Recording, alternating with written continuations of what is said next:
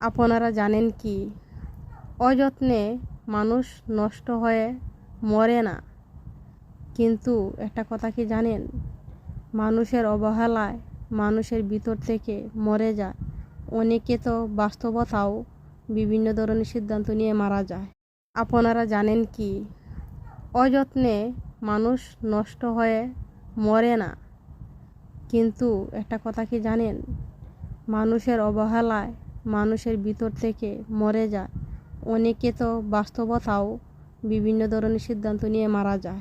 আপনারা জানেন কি, অযত্নে মানুষ নষ্ট হয়ে মরে না, কিন্তু একটা কথা কি জানেন, মানুষের অবহেলায় মানুষের ভিতর থেকে মরে যায়।